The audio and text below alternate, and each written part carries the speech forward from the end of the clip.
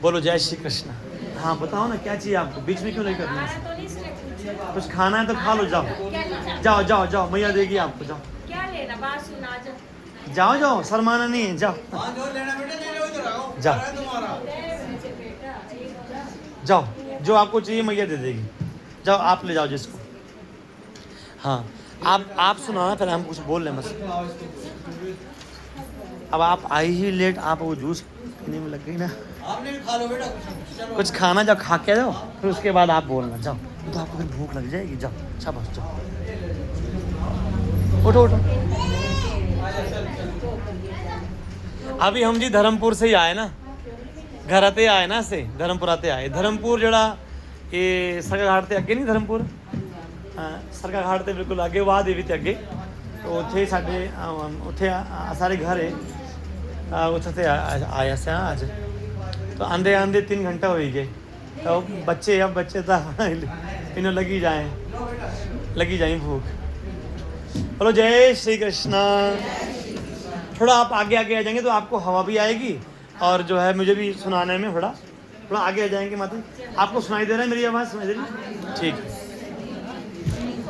ठीक है ठीक है, जहाँ आपको अच्छा लगे बोलिए जय श्री कृष्ण।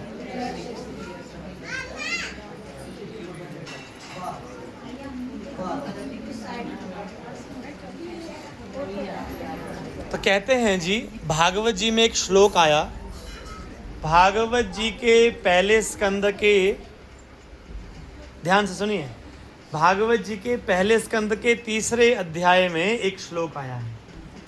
वो श्लोक है, एते चांस कलाह पुंसः कृष्णस्तु भगवान स्वयं, कि जितने भी भगवान के अलग अलग अवतार हैं, जो अवतार हम सुनते हैं, जैसे सनक, सनंदन, सनातन, सनत कुमार, ये 4 भगवान के अवतार हैं। और देवर्षि नारद जी भी भगवान के अवतार हैं। वराह अवतार, वराह देव का अवतार हुआ भूमि की रक्षा के लिए, वो भी भगवान के अवतार हैं। बोलो ना, भगवान के अवतार हैं। ऐसे ही भगवान ने मत्स्य के रूप में, मछली के रूप में अवतार लिया। अब ये सब कथाएं भागवत जी में आती हैं, कभी भागवत जी होगी तो हम आपको विस्तार से सुनाएंगे।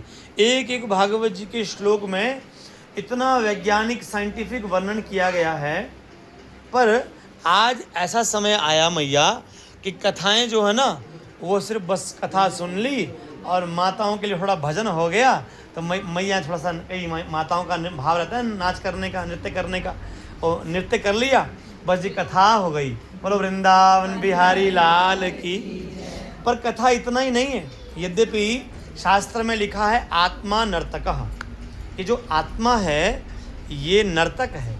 नर्तक का मतलब, ये मतलब नाचती रहती है, कभी कुत्ते की योनि में, कभी गधे की योनि में, कभी जो है कीट पतंग की योनि में, कभी मनुष्य की योनि में, कभी देवताओं की योनि में। तो अलग अलग शरीर धारण करती हुई अलग अलग शरीरों में यह आत्मा विचरण करती है, घूमती रहती है और नाचती रहती है। इसी को नाचना भी कहते हैं, कि 84 लाख योनियों में नाचती है। इसलिए आत्मा को नर्तक कहा गया। और आपने एक चीज़ देखी है, हम लोग, बोलो जय श्री कृष्ण, हम सभी किसकी पूजा करते हैं? सबसे पहले हम ज्योति की पूजा करते हैं। किसकी? आज भी जब हम आए ना, तो हमारे कानगो साहब ने कहा कि हम यहाँ पे ज्योति जलाएं, ठाकुर जी के सामने ज्योति जला लें। हम वहाँ ज्वाला देवी जाते हैं, ज्वालामुखी मैया में भी ज्योति जली हुई है। और ज्योति आपने ध्यान से देखी कैसी होती है? ऐसे ऐसे नाचती रहती है ज्योति, हमेशा, बोलो ना, नाचती रहती है। ऐसे ही जो आत्मा है, बोले ये ज्योति स्वरूपा ही है। हाँ देखिए, मुझे लगता है ढीला है वो। बोलो जय श्री कृष्ण। अब ये जो आत्मा है ये नाचती रहती है, और उसी का एक स्वरूप जो है हम किसके रूप में मानते हैं? ज्योति के रूप में। कोई भी पूजा हो, पाठ हो, यहाँ तक कि श्राद्ध हो। बच्चों सब आगे आ जाओ, प्यारे प्यारे बच्चे हैं, सब आगे आ जाओ, सब बोलेंगे हमारे साथ जय श्री कृष्णा। आ जाओ सब बच्चे, प्यारे प्यारे बच्चे आ जाओ। बाल गोपाल मंडली, देखो आपके गोपाल जी यहाँ भी आए हैं, यहाँ भी बैठे हैं। आ जाओ सब आ जाओ, आगे आ जाओ, शाबाश, बहुत अच्छे बच्चे हैं, जल्दी करो। तो हम ये कह रहे थे कि जैसे ये आत्म ज्योति बाहर जो है ज्योति के रूप में हिलती रहती है, नाच करते रहती है, आप ज्योति को देखेंगे तो ऐसे हिलती रहती है, नाचती रहती है, ऐसे ये आत्मा भी हमेशा नाचती ही। तो आत्मा नर्तक है, ठीक है, नाचना चाहिए। पर भागवत जी में वर्णन आता है मैया कि भागवत जो है मात्र एक हमने एक कथा या कहानी सुन ली, उतना ही नहीं है। यद्यपि भागवत कथा कहानी नहीं है, भागवत अपने आप में एक वैज्ञानिक दिव्य ग्रंथ है, और वैज्ञानिक सामान्य दृष्टि से नहीं, अद्भुत अद्वितीय है। तो चलो अब इन सब विषयों पे आगे चर्चा करेंगे, कभी ठाकुर जी कृपा करेंगे तो पूरा भागवत आपको सुनाएंगे। हैं, हम तो चाहते हैं कोई ऐसा हमें यजमान मिल जाए तो हम 1 महीने के लिए भागवत सुनाने के लिए तैयार हैं, पर कोई सुनने वाला मिल जाए। तो एक एक भागवत जी के श्लोक में ऐसा विज्ञान भरा हुआ है, फिजिक्स भरी है, जियोलॉजी भरी हुई है, महाराज जो बॉटनी है, जो मतलब वृक्ष शास्त्र है, वो भरा हुआ है। भगवान ने पर्यावरण पर, एनवायरनमेंट पर भगवान ने प्रवचन किया है, अपने मित्रों को समझाया है, वो वहाँ पे भागवत जी में लिखा है। भगवान ने जब कालिया नाग का निग्रह किया, क्यों किया? बोले यमुना जी को और मेरे भक्तों को। भक्त का मतलब सिर्फ कीर्तन आदि करने वाले ही नहीं है, बोले प्रकृति की रक्षा करने वाले भक्त हैं, जो साफ सफाई रखते हैं प्रकृति में, अपने घर में ही नहीं बाहर भी, वो भक्त हैं। बोलो जय श्री कृष्ण। कई बार हम ना भक्ति का बड़ा छोटा सा अर्थ समझ लेते हैं कि कीर्तन भजन हो गया, बोलो भक्ति हो गई। बोलो जय श्री कृष्ण। कीर्तन तो हम भी करते हैं, है ना, भजन तो हम भी गाते हैं, हमें भी गाना चाहिए, सबको करना ही है। परंतु प्रकृति की शुद्धता, हमारे यहाँ देखो हवन का बड़ा भारी महत्व है। हाँ, हवन के लिए भी भगवान ने बड़ा अच्छा प्रवचन किया है भागवत जी में। तो जगह जगह जगह जगह जगह जगह जगह जो है भागवत जी में अनेक कथाएं हैं, वो हम आपको सुनाएंगे ही। पर महाराज कहते हैं कि इन सभी अवतारों में, इन सभी कथाओं में भगवान का सबसे उत्तम कोई अवतार है तो वो है श्री कृष्ण अवतार। कौन सा अवतार है? श्री कृष्ण अवतार। क्यों? क्योंकि बोले श्री कृष्ण ऐसे हैं जो सरल से सरल हैं। सरल मतलब बिल्कुल सिंपल। कैसे सिंपल है? अरे महाराज, उन्होंने युधिष्ठिर जी के यहाँ जब यज्ञ हो रहा था राजसूय यज्ञ, तो उसमें जूठन उठाई। बोलो जय श्री कृष्ण। इतने सरल हैं श्री कृष्ण। आपने कोई ऐसा अवतार देखा जिसने कभी जूठन उठाई हो, किसी का जूठा उठाया हो? ऐसा अवतार देखा कि ब्राह्मण संत आ रहे थे, उनकी चप्पलें लेकर के भगवान लगा रहे थे लाइन से, उनके चरण धो रहे थे। आप जरा विचार करो, ऐसा लिखा है भागवत जी में, कृष्ण पादावने जने। कृष्ण भगवान ने कौन सी सेवा ली भैया? जब राजसूय यज्ञ किया ना युधिष्ठिर जी ने, तो वहाँ पे भगवान ने सेवा ली है चप्पल उठाने की। बोलो जय श्री कृष्ण।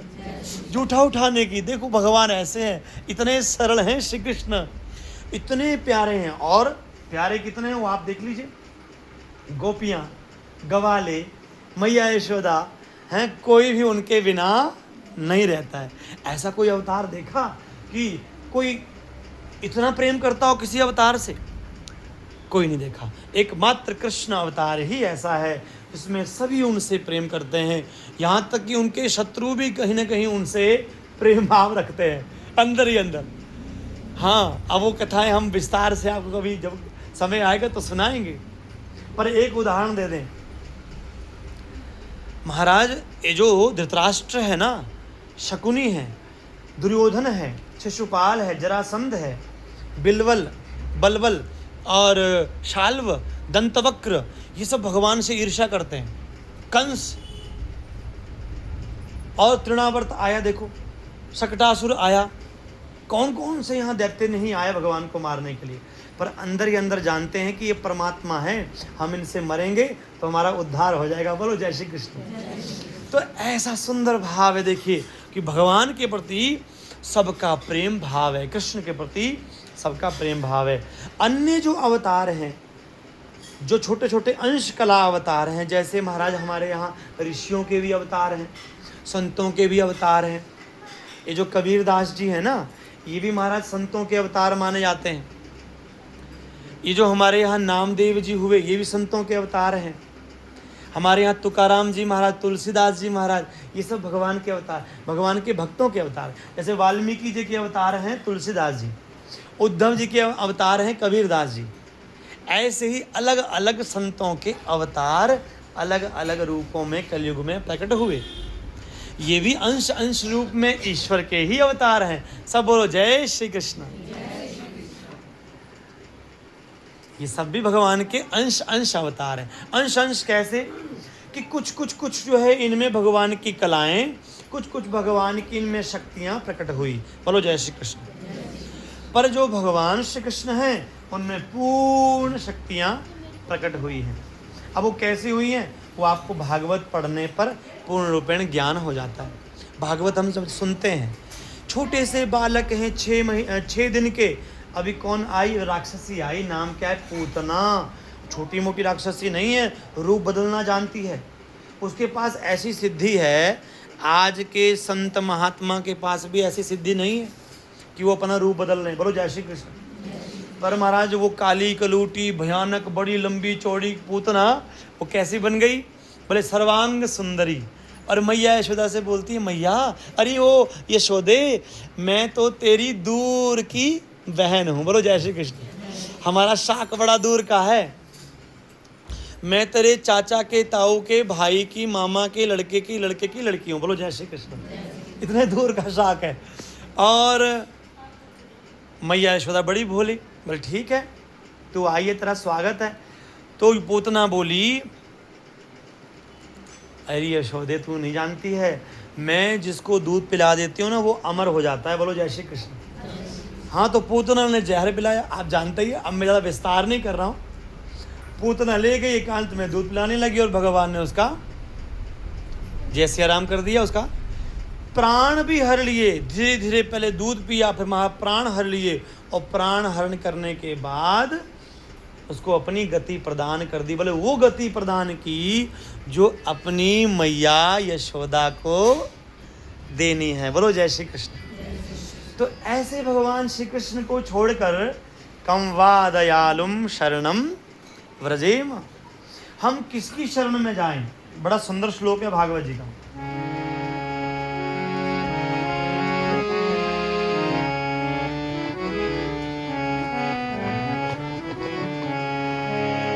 अहो बकीयम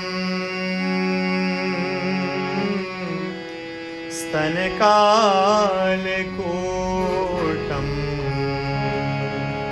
जो पूतना अपने वक्षस्थल पर, छाती पर जहर लगा करके आई है, कालकूट जहर लगाया है।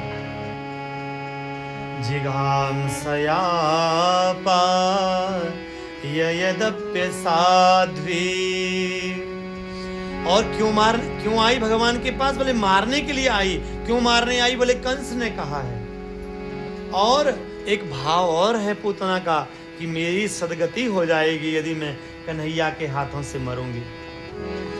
पर महाराज ये विस्मृति हो जाती। जब देखो जीव की मृत्यु वो सामने आती तो वो भूल जाता है कि मुझे मरना है। वो चाहता है कि मैं जीऊं, मैं मरूं नहीं। क्योंकि जीव का स्वभाव है जीवति इति जीवः। जीव किसे कहते हैं? बोले जो स्वयं तो जीवित रहता ही है, जिस शरीर में जाता है उसे भी जीवित कर देता है। बोलो जय श्री कृष्ण।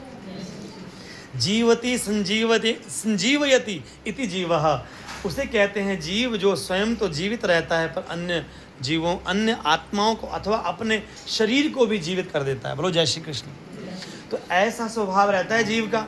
जिघांसयापा यदप्य साध्वी लेभे गतिम धातृचिताम ततोन्यम। मैया यशोदा को जो गति देनी थी वही गति आज पूतना को दे दी। अब जरा विचार करें कितने दयालु हैं।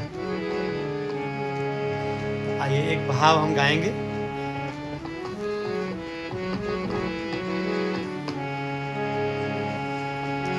ठाकुर जी का जो प्रेम भाव है सबसे ऊंचा तो वही है।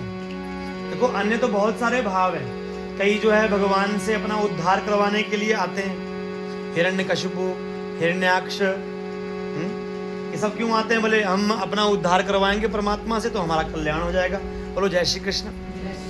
पर कुछ ऐसे भी भक्त हैं जो श्री कृष्ण से प्रेम करते हैं। देखो हम थोड़ा आज आपको थोड़ा संक्षेप में ही 1 घंटा ही सुना पाएंगे, फिर बाद में हमारी जो मंजली बेटी है ना वो कीर्तन करेंगी, दोनों बेटियां कीर्तन करेंगी। ललिता विशाखा आपको सुनाएंगे। फिर अगली बार पुनः ठाकुर जी कृपा करेंगे तो विस्तार से वर्णन करेंगे।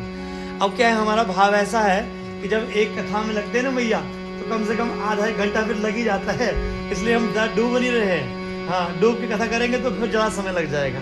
आपके पास समय है कि नहीं है? कितना समय है? 1 घंटा 2 घंटा है ना? 2 घंटा है, ठीक है। पक्का सबके पास है कि नहीं है? देखो सत्संग तो बड़ा दुर्लभ है मैया। देखो दीदी, जंतु नाम नर जन्म दुर्लभम अतः पुंसत्वम ततो विप्रता। हमारे यहाँ लिखा है शास्त्रों में कि सबसे दुर्लभ शरीर कोई है तो ये मानव शरीर।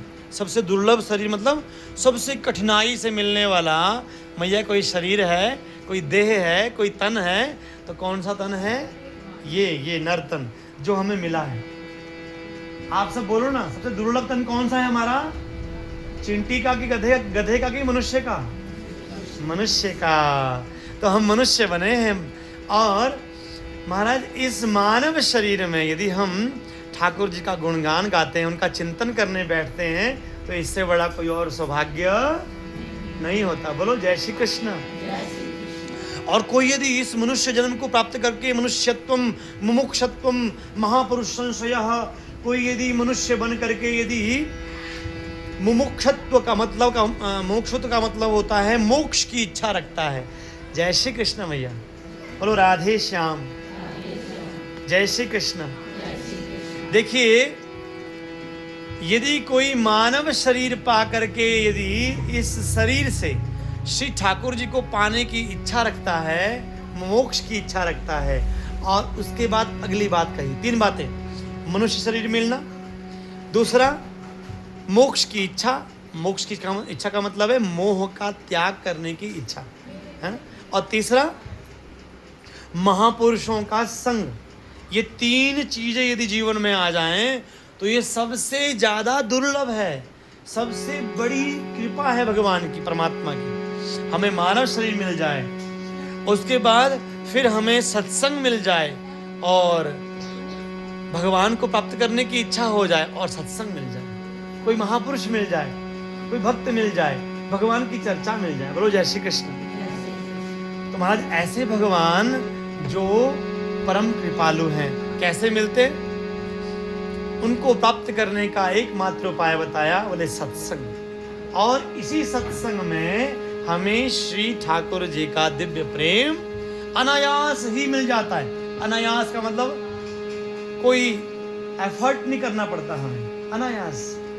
कोई हमें अलग से प्रयत्न करने की आवश्यकता नहीं है, कोई अलग से कोई चेष्टा करने की। बोले हमें सत्संग में जाके बैठना है। जैसे आप सभी माताएं बहनें बैठी हैं, ये बच्चे बैठे कितने भोले भाव से। तो जब हम ऐसे बैठ जाते हैं तो कहा यहाँ पे भागवत जी में और शास्त्रों में कि महाराज फिर निश्चित रूप से भगवान का प्रेम बढ़ता ही जाता है, बढ़ता ही जाता है। उस ईश्वर के लिए हमारा प्रेम।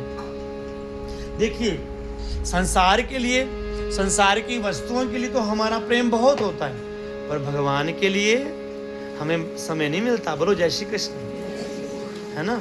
समय कब मिलता है? जब हमें कोई इच्छा हो, हमें ये करना हो, वो करना हो, ये काम नहीं बन रहा प्रभु जी, हनुमान जी ये काम नहीं बन रहा, माता रानी हमारा ये काम नहीं बन रहा, तो ज़्यादातर हम ऐसे जाते हैं। आपकी बात नहीं कर रहा हूँ, कुछ लोग जाते हैं। बोलो जय श्री कृष्ण। आप तो मुझे पता है आप तो निष्काम है, जो निष्काम भाव से यहाँ बैठ गए, कुछ चाहिए नहीं। देखो, क्या भगवान को पता नहीं है कि हमें क्या चाहिए?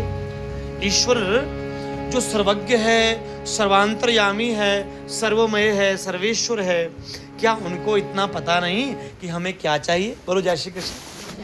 उन ईश्वर को क्या पता नहीं कि हमें क्या वस्तु की जरूरत है, आवश्यकता है, कहाँ पर हमें क्या चाहिए? उनको सब पता है।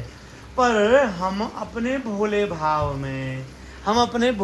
में उन परमात्मा को भी बताने लग जाते हैं, प्रभु जी इस चीज़ की ज़रूरत है, इसको पूरा कर दो, प्रभु जी ये चाहिए था मुझे, ये नहीं हो रहा है। पर ये नहीं हम सोचते कि हमारे भाग्य में इतना ही है, हमारे कर्म ऐसे ही हैं और मिलना उतना ही है। बोलो जय श्री कृष्ण। तो इसलिए हमारे भगवान कहते हैं गीता जी में भी और भागवत जी में भी, बाबा ने अपने नंद बाबा को ही कह दिया। नंद बाबा कहने लगे हम तो इंद्र की पूजा करेंगे। बोले नहीं बाबा, हम इंद्र की पूजा नहीं करेंगे। ठाकुर जी बोले, कन्हैया बोले हमारे, क्या बोले कि बाबा हम इंद्र की पूजा नहीं करेंगे। बोले क्यों लाला?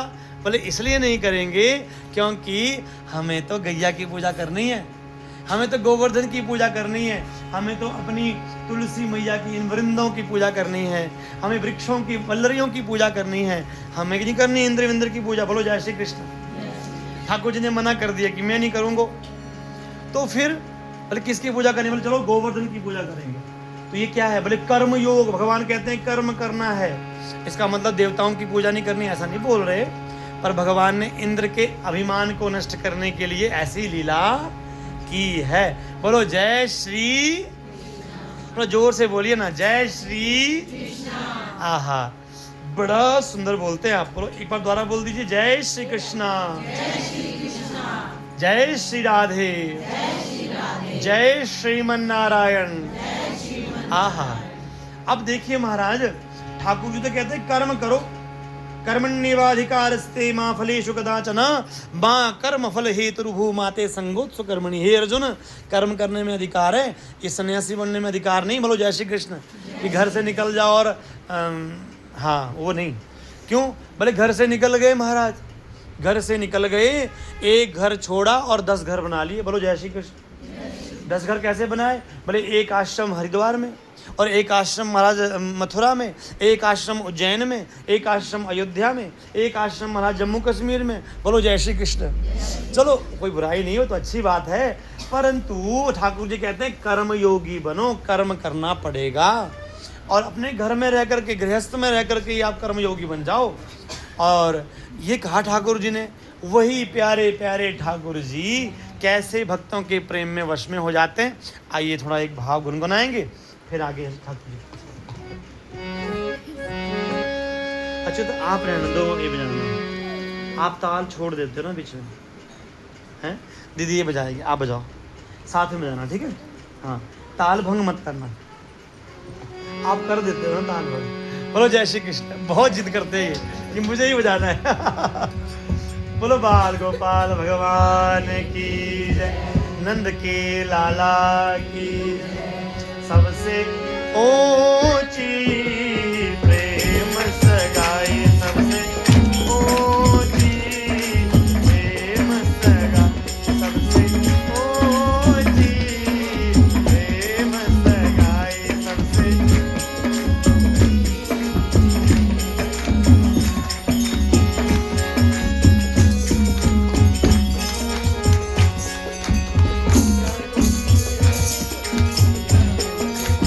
ध्यान दो पुत्री, ऐसे बैठिए हमारी तरफ। कैसे बैठना है आपको?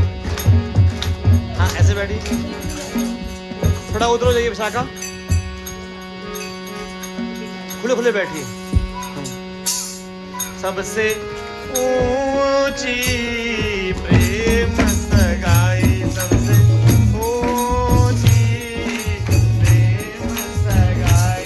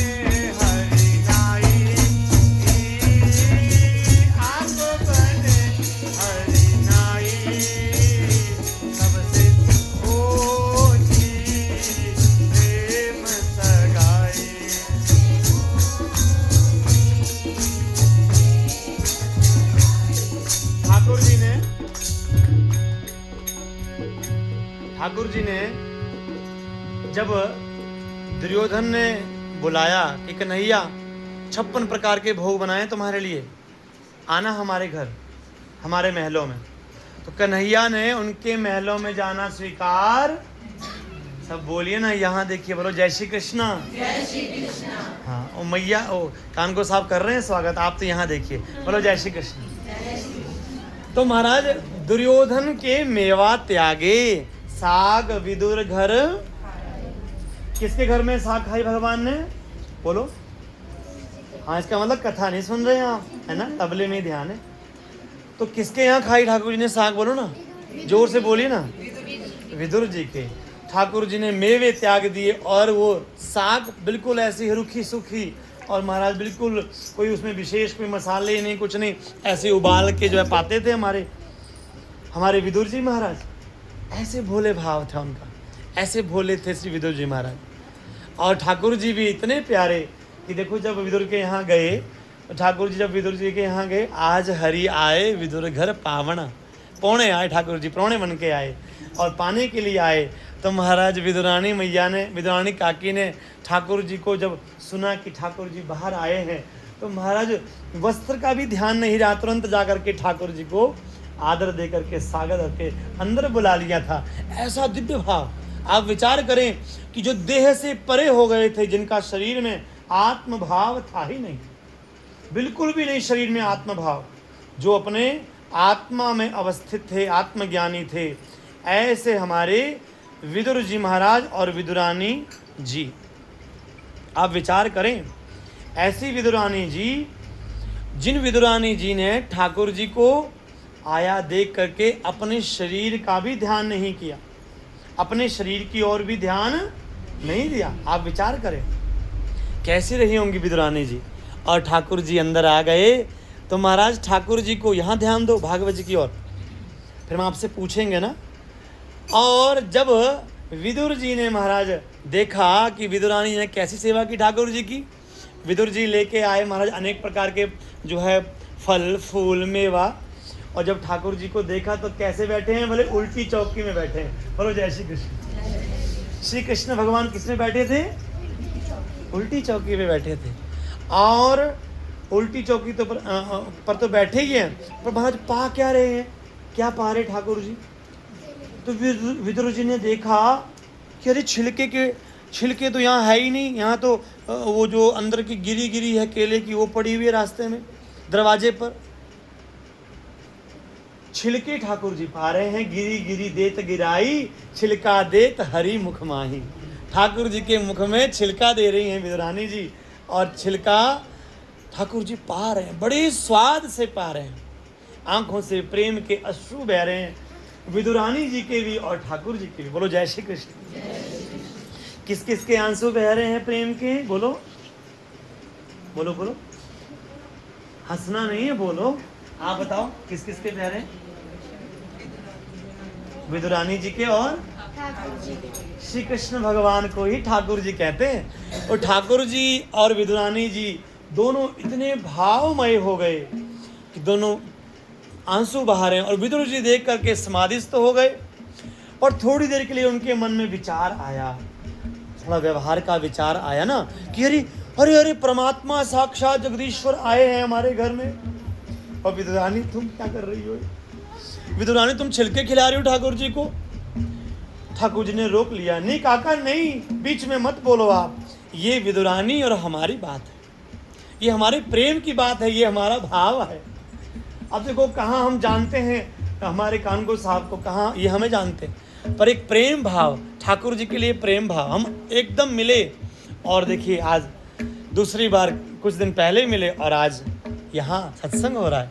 तो ये प्रेम भाव, एक दूसरे को देख करके जो प्रेम भाव, और ठाकुर जी के नाते देखिए, संसार का स्वार्थ, संसार की वस्तुएं किसी की भी आज तक पूर्ण नहीं हुई।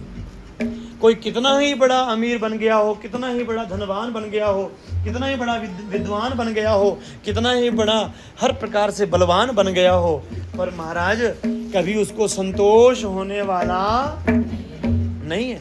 पर ठाकुर जी का प्रेम ऐसा है जो मन को प्रेम से और संतोष से लबालब पूर्ण रूपेण भर देता है। बोलो जय श्री कृष्ण। ऐसा है दिव्य प्रेम। अब महाराज विदुर जी देख रहे हैं, पर ठाकुर जी ने अब विदुर जी को रोका कि नहीं नहीं काका, आप बीच में कुछ नहीं बोलेंगे। अरे मैं ऐसे देखो सुंदर सुंदर सुंदर ये उपहार लाया हूँ, फल लाया हूँ, मेवा लाया हूँ, कन्हैया तुम ये तो पाओ। अब ठाकुर जी पाने लगे। अब विदुर जी की भी बात माननी पड़ेगी, काका है ना, काका की बात तो माननी पड़ेगी। तो जब पाने लगे तो ठाकुर जी को वो आनंद नहीं आया। बोले वो आनंद अब नहीं आवना, अब वो आनंद नहीं आ रहा है जो आनंद हमारी विदुरानी काकी के प्रेम भरे उन छिलकों में आ रहा था, हमें उस रुखे सूखे साग में आ रहा था। बोलो जय श्री कृष्ण। तो ऐसे प्रेममय ठाकुर जी हैं। एक और हमने अभी एक भाव सुना कि प्रेम के वश नृप सेवा कीनी। ठाकुर जी ने एक राजा थे, उनकी सेवा की। स्वयं नाई बनकर के ठाकुर जी गए और ठाकुर जी ने नाई बनकर के महाराज उस राजा की दाढ़ी बनाई, मूछ बनाई। बोलो जय श्री कृष्ण। हजामत की और उसके बाद जो है मालिश की। बोले क्यों? बोले एक सेना नाई भक्त था। क्या नाम था जी उनका? सेना नाई। आपने सुनी उनकी कथा? किस किसने सुनी? जरा हाथ खड़े कर लीजिए। नहीं सुनी है? सेना नाई महाराज, कम करो ना आवाज। सेना नाई जो थे वो इतने बड़े भक्त थे मैया, कि जब वो अपने राजा के यहाँ जाते थे और हजामत बनाते, दाढ़ी बनाते राजा की, तो हर समय कृष्ण चिंतन करते और भगवान उनके आगे पीछे, मोर मुकुटधारी, पीताम्बरधारी, दिव्य प्रकाश उनके आसपास। तो कई बार राजा को लगता कि भाई ऐसा लग रहा है कि ये जो मेरा जो नाई है ना, ये सेना, ये कोई सामान्य नहीं है। बोलो जय श्री कृष्ण। ये जो मेरा सेवक है, ये जो सेना नाई है ना, ये नाई जो है सामान्य नहीं है। कोई बात नहीं, बैठने दो उनको, यहीं बैठने दो, आप वहीं बैठी मैया। बोलो जय श्री कृष्ण। हाँ देखो भागवत जी में कथा सत्संग में क्या होता है, एक भाव बना होता है ना, फिर वो कुछ हलचल हो जाए तो फिर वो जो है ना, फिर वो भाव चला जाता है। बोलो जय श्री कृष्ण। अब महाराज हुआ क्या कि एक दिन जो है सेनानाई बड़े भारी ब्राह्मणों के और संतों के बड़े भक्त थे। अब भक्त आ गए तो सेनानाई उनकी सेवा में लग गई। सेनानाई उनकी सेवा में। किनकी सेवा में? बोलो ना, जोर से बोलिए ना। हाँ तो सुनेंगे तभी तो बोलेंगे। बोलो जय श्री कृष्ण। हाँ इसलिए बड़े ध्यान से सुनना है। अब महाराज देखो, सेनानाई जी ने आज संतों की सेवा की और यहाँ पर महाराज वो लेट हो गए। राजा के यहाँ जाना था सेवा में। थोड़ा धीरे धीरे बजाइए। हाँ ठीक। राजा के यहाँ जाना है, वो भूल ही गए। उनके मन में वो भाव ही नहीं रहा कि अब मैं राजा के यहाँ जाऊं, उनकी सेवा करनी है। तो भूल गए और महाराज इतने तल्लीन हो गए भक्तों की सेवा में, संतों की सेवा में। यहाँ राजा जो था वो महाराज देखता है कि आज जो नाई आया, सेना नाई आया, वो बड़ा प्रिय लग रहा है, बड़ा सुंदर लग रहा है, बड़ा दिव्य लग रहा है। आज श्री कृष्ण भगवान ने सेना नाई का रूप बनाया।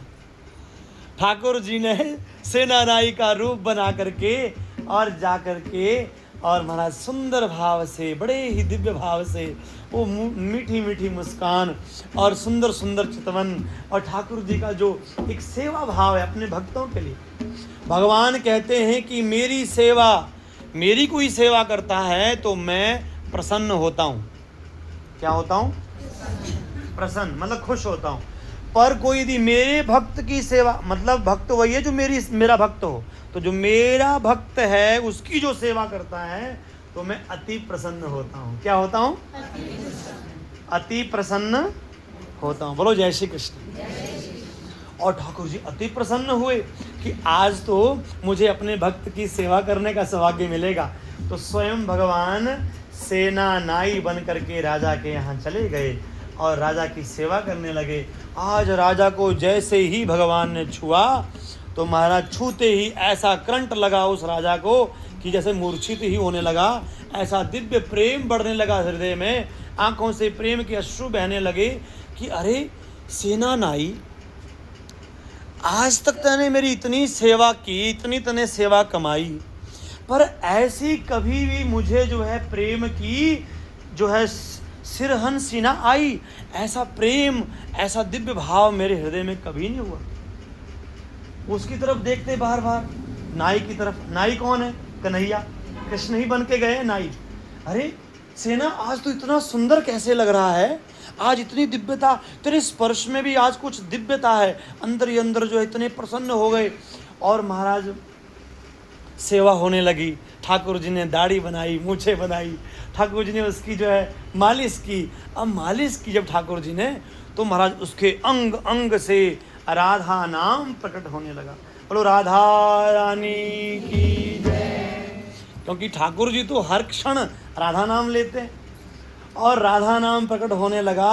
आज महाराज सेना नाई का मतलब ठाकुर जी का जो सेनानाई रूप है, उस रूप को पा करके, उसका स्पर्श पा करके, उसका जो है दिव्य सानिध्य पा करके, आज वह राजा का नाम मुझे याद नहीं है, पर राजा महाराज धन्य हो गया, धन्य हो गया। क्योंकि जब भगवान छुएंगे तो जरा विचार करो क्या होगा महाराज। एक वो टेढ़ी मेढ़ी सी, क्या नाम, कुब्जा है, 3 जगह से टेढ़ी थी कुब्जा, ठाकुर जी ने छुआ और उसको बिल्कुल सीधा कर दिया, दिव्य बना दिया। तो ऐसे श्री कृष्ण जिन्होंने पूतना को छुआ तो पूतना का उद्धार कर दिया, मैया यशोदा की गति प्रदान कर दी। ऐसे श्री कृष्ण तृणावर्त उनको मारने के लिए आया, तो तृणावर्त को भी भगवान ने दिव्य अपना लोक प्रदान कर दिया। मैया कालिया नाग के सिर पर भगवान जब नाचे तो कालिया नाग को अभय प्रदान कर दिया। अब कालिया नाग को कभी भी रमणक द्वीप पर, जो अफ्रीका में है, दक्षिण अफ्रीका में आज भी रमणक द्वीप है, सबसे बड़े बड़े अजगर सांप वहाँ होते हैं, ऐसा हमारे भागवत जी में लिखा है। हमें तो पता नहीं कि वहाँ होते कि नहीं होते, पर भागवत जी में लिखा है, आप सर्च करेंगे तो मिलेगा जरूर। तो वहाँ बड़े बड़े सांप होते हैं, और उनमें महाराज एक कालिया नाग भी है। हमारे यहाँ शास्त्रों में 8 प्रकार के नाग हैं। अब वो तो बड़ा विस्तार हो जाएगा, नागों के नाम बताएंगे, शंख, शंखपाल, करकोटक, और महाराज अनेक नाम है, धृतराष्ट्र, शेषनाग, अनंतनाग आदि आदि। और कालिया नाग भी उनमें से बहुत बड़ा नाग है। और महाराज जो कालिया नाग है ना, इसके सिर पर भगवान नाचे, और जब ठाकुर जी नाचे तो ठाकुर जी के नाचने के प्रभाव से अब उनको कोई भी छूता नहीं है, दूर से प्रणाम करते हैं, भाई इनके सिर पर तो ठाकुर जी के चरणों के चिन्ह हैं। बोलो जय श्री कृष्ण। तो ऐसे भगवान ने जब उस राजा की सेवा की, तो प्रेम विवश नृप सेवा कीन्ही, आप बने हरि नाई, प्रेम के बस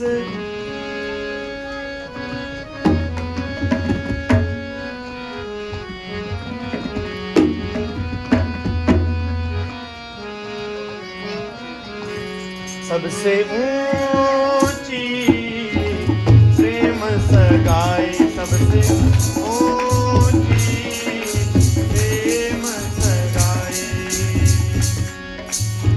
प्रेम विवश नृप सेवा कीन्ही,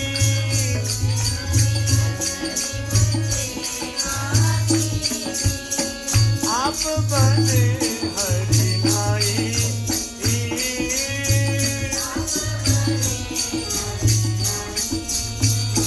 सबसे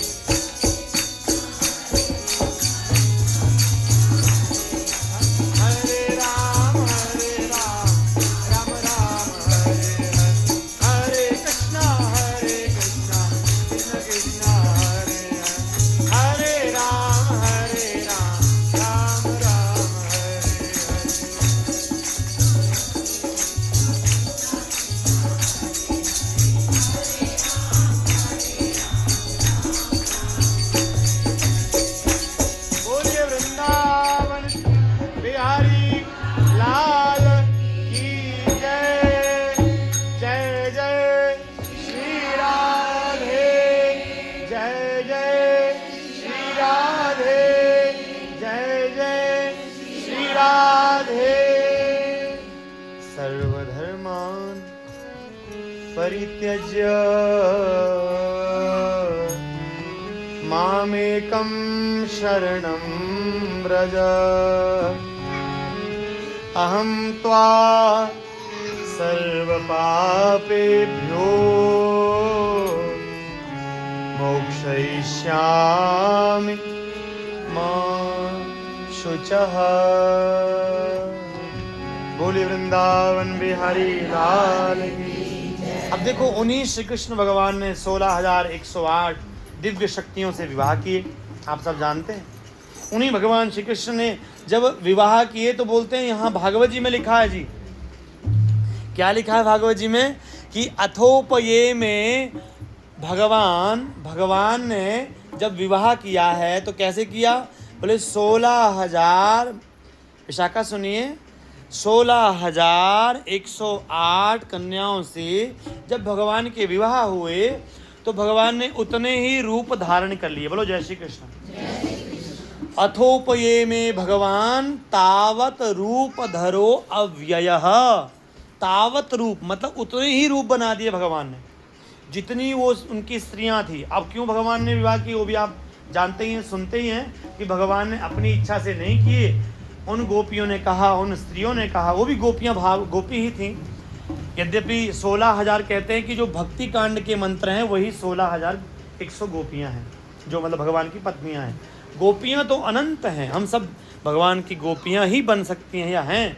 जो उस भाव में आ गए वो गोपी बन गए, और जो भी आने वाले हैं वो उस रास्ते में। बोलो जय श्री कृष्ण। सभी उस रास्ते में ही है, और आत्मा इंद्रियों के द्वारा ईश्वर के रस को पीती है, इसलिए आत्मा ही वास्तव में गोपी है। और ईश्वर कौन है, बोले गोपीनाथ हैं। क्या है ठाकुर जी? तो ऐसे ठाकुर जी को छोड़कर हम किसी और की शरण में क्यों जाएं? बोलो जय श्री कृष्ण। आजकल तो महाराज भरमार हो गई है भगवान की। बोलो जय श्री कृष्ण। अनेक भगवान प्रकट हो गए हैं, पर हमारे यहाँ हमारे वेद पुराण और उपनिषदों का जो सार है तो ये अद्वैत जी है ना, अद्वैत नाम है ना बालक का। देखो ये बड़े भक्त हैं भगवान के हैं। आप बता रहे थे कि देखो कैसे कैसे, देखो जब तीर्थों में जाता है तो महाराज कितने आनंद से हैं स्नान करते। गंगा जी में स्नान करें तो ठंड लगती है, सामान्य किसी भी व्यक्ति को लगेगी, पर महाराज बोलते हैं कि बड़े आनंद से स्नान करते हैं, बड़े प्रेम से। तो ये प्रेम भाव और यह भाव जो है हम सभी में रहता है। हम सभी सनातनी गंगा मैया से जुड़े हुए हैं। परसों मैं जब गया तो गंगा जल भी ले गया था। तो गंगा मैया जो हैं वो हमारी प्राण, क्योंकि ठाकुर जी का चरण का जल है गंगा मैया। और आज महाराज सभी जो है भगवान बनने की होड़ में। बोलो जय श्री कृष्ण। जो कोई महापुरुष जिसके 10, 20, 50 जो है वो 10, 20, 50 हज़ार जो है वो शिष्य बन जाते हैं, फिर उनसे लाखों बन जाते हैं, तो करोड़ों बन जाते हैं, तो कहते हैं भगवान ही है। बोलो जय श्री कृष्ण। ऐसे हम देखें तो सभी में भगवान है, तो सब भगवान ही हैं, क्योंकि सब में भगवान रहते हैं, इसलिए भगवान सब है। परंतु यदि हम देखें तो गुरु भगवान के रूप में है, माता पिता गुरु भी भगवान के रूप में है, आचार्य भी भगवान के रूप में है। पर महाराज ठाकुर जी श्री कृष्ण को छोड़कर अन्य किसी को भगवान मानना ठीक है, चाहे हमारी श्रद्धा हो हम मानते हैं, परंतु श्री कृष्ण से बड़ा कोई अवतार ना हुआ, न था और ना होगा। बोलो जय श्री कृष्ण। ना हुआ, ना है, ना होगा, ये भाव है। ना भूतो ना भविष्यति, ऐसे श्री कृष्ण हैं। तो अधिक क्या कहें श्री कृष्ण के विषय में, वो तो अनंत हैं। भगवान कहते हैं गीता जी में, जन्म कर्म च मे दिव्यम। जन्म और कर्म ये दोनों मेरा दिव्य है। जो ऐसा जान लेता है उसको फिर पुनर्जन्म नहीं होता। बोलो जय श्री कृष्ण। जन्म कर्म च मे दिव्यम एवं यो वेत्ति तत्त्वतः त्यक्त्वा देहं पुनर्जन्म नेति मामेति सोऽर्जुन। जन्म कर्म मेरा दिव्य है, जो ऐसा जान लेता है, भगवान कहते हैं, उसका फिर पुनः जन्म नहीं होता, पुनः जन्म नहीं होता उसका। तो इसीलिए बड़े ही सुंदर भाव से हम भगवान के इन दिव्य दिव्य अनुभवों को, ठाकुर जी की कथाओं को हम सुन रहे हैं। ये हमारा परम सौभाग्य है। और कभी दोबारा ठाकुर जी कृपा करेंगे तो हम दोबारा जो है आपसे मिलेंगे, सत्संग सुनाएंगे और जैसा भी ठाकुर जी प्रेरणा करें। और जो भी सत्संग करवाना चाहते हों तो वो हमसे संपर्क भी कर सकते हैं, गीता जी पर, भागवत जी पर, उपनिषदों पर, वेदों पर, वाल्मीकि रामायण, किसी भी ग्रंथ पर ठाकुर जी की कृपा से। और भागवत और मुख्य रूप से गीता जी पे हम बोलते हैं। आप सुनना चाहें तो हमसे संपर्क जरूर करें।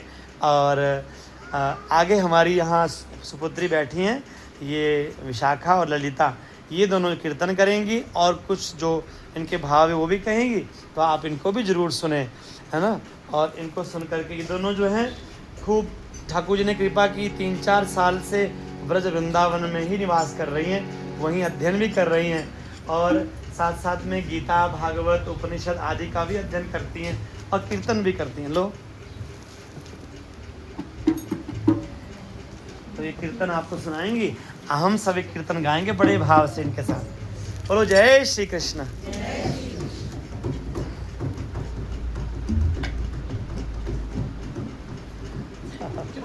हाँ, आदित्य भी जा यहीं ले आओ, आगे ही यहीं पे जा लेंगे। अब बाल मंडली गाएगी, बच्चों सब आगे आगे आ जाओ, छोटे छोटे बच्चे यहाँ आगे आ जाओ। देखो दीदियों के साथ, भैया के साथ आप भी गाएंगे ना। आओ आओ, शाबाश, आइए, बहुत अच्छे हैं सभी। आ जाइए आ जाइए आ जाइए, आ जाओ ना, आगे आ जाइए।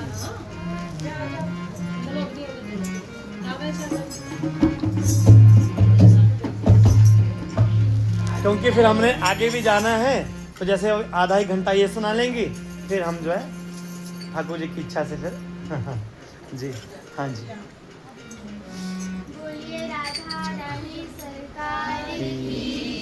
कुछ श्लोक बोल लीजिए, साफा।